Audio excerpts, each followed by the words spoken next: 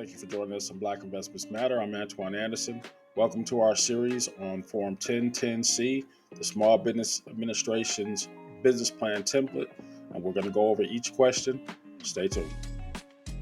Having a well-defined business plan is your invitation or ticket to the world of financial assistance in both banking or through a grant program. Having this completed will open doors that you would not have otherwise been able to open. And we're going to take this series as a tool to go through each question on this form so that you can effectively get everything right the first time through. Section 1 of the business plan is the executive summary. Now, what you want to do with that is to save that section for last, because you are going to fill in all the information that you have about your business and then summarize it at the end. Okay, once you get all your forecasts and everything that you're being required to put into this business plan, you're going to summarize that, and that will serve as your executive summary.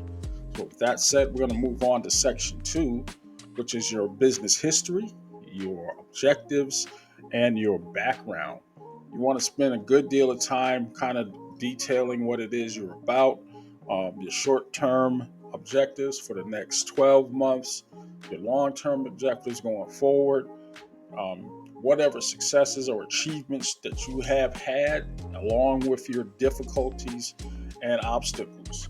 And finally, you're going to put a section in there for where did you get your initial capital from.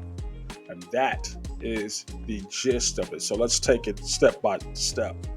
So in that first section of the first question, go ahead and describe what it is that you are about as an individual, why it was that you formed this company. No details are too insignificant, but you don't want to go too long in this section. Add enough information as to how and why you formed the company and what you have developed so far. And you will be well on your way into getting a good background story of who you are. This is your introduction, as if you were just meeting a potential lender for the first time. Give them enough information so that they may be intrigued about what it is that you're trying to accomplish. Next, we want to focus on your goals going forward. We're talking about a 12-month objective plan, and then again, a longer term objective of what you want to accomplish with this business.